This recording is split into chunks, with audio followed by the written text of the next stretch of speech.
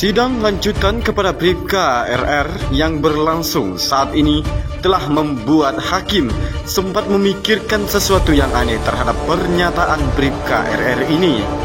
Yang terdakwa Ricky Rizal Wibowo alias Bribka RR, dirinya memastikan diperintah untuk menembak bukan menghajar Nopiansyah Joshua Huta Barat atau Brigadir J saat dirinya bertemu empat mata dengan Ferdi Sambo. Perintah itu pun disampaikan oleh Ferdi Sambo sendiri sebelum insiden penembakan Brigadir Joshua terjadi. Selanjutnya, ikuti terus video ini sampai habis. Namun, sebelum saya lanjut, bolehlah kalian menekan tombol like dan subscribe-nya juga kalau sudah simak berita ini sampai selesai. Dalam pengakuan soal perintah tersebut disampaikan oleh Bribka RR terkait ia dihadirkan dalam sidang pembunuhan berencana Brigadir J dalam agenda pemeriksaan terdakwa di Pengadilan Negeri PN Jakarta Selatan pada hari Senin tanggal 9 bulan 1 2023. Ricky pun bercerita, awalnya dirinya baru sampai di rumah pribadi Ferdi Sambo di Jalan Saguling usai menempuh perjalanan dari Magelang, Jawa Tengah. Ia dipanggil ketika sedang kumpul di halaman rumah bersama para ajudan, di antaranya Richard Eliezer alias Baradae dan Brigadir J. Pada saat itu, saudara masih duduk tidak jauh dari saudara, tanya Hakim Ketua Wahyu Iman Santoso saat sidang. Ada yang mulia, buat almarhum Yosua duduk di depan, kata Bribka RR. Saudara Richard masih di situ, tanya Hakim. Seingat saya masih di situ, timpal Bribka RR. Bagaimana untuk saudara Kuat? Tanya kembali Hakim. Saya tidak terlalu memperhatikan, ujar Ricky. Ketika sedang ngumpul, lewat HT Bribka RR diperintah untuk menghadap Ferdi Sambo ke lantai 3. Pertemuan itu diakui berlangsung hanya antara dia dengan Ferdi Sambo yang masih menjabat sebagai Kadif Propam Polri itu.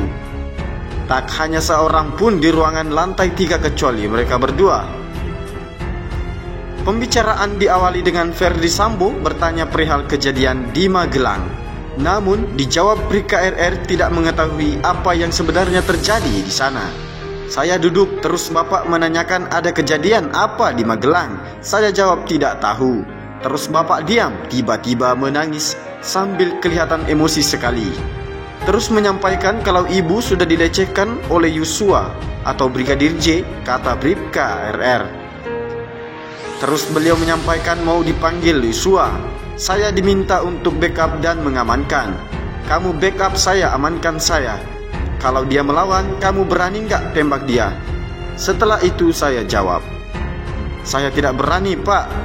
Saya tidak kuat mentalnya, imbuhnya.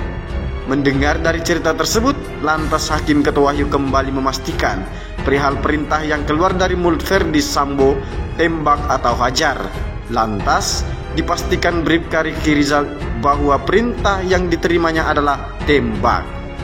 Artinya, terdakwa Ferdi Sambo, kalau dia melawan, kamu berani tembak dia atau tidak? Tanya Hakim. Betul yang mulia, tegas Bribka Ricky Rizal. Kalimatnya begitu, bukan hajar, tanya kembali Hakim. Betul yang mulia, tidak ada kalimat hajar, kata Ricky Rizal. Tapi tembak, ucap Hakim. Kalau dia melawan, kamu berani nggak tembak dia? Kalau dia melawan, jawab Bribka Ricky Rizal memastikan.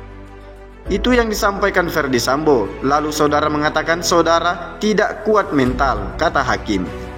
Iya yang mulia. Jadi saya tekankan Bapak menyampaikan ke saya, Bapak mau panggil dia, Brigadir J, untuk klarifikasi, ungkap Ricky. Karena membantah perintah dengan alasan tidak kuat mental, lalu Bribka Ricky Rizal diperintah Ferdi Sambo untuk memanggil Barada Eliezer untuk menghadap ke lantai 3. Sebelumnya, terdakwa Richard Eliezer alias Baradae mengaku bahwa perintah yang diterimanya dari Ferdi Sambo adalah membunuh Nopiansyah Joshua Huta Barat alias Brigadir J karena telah melecehkan Putri Chandrawati atas kejadian di Magelang, Jawa Tengah.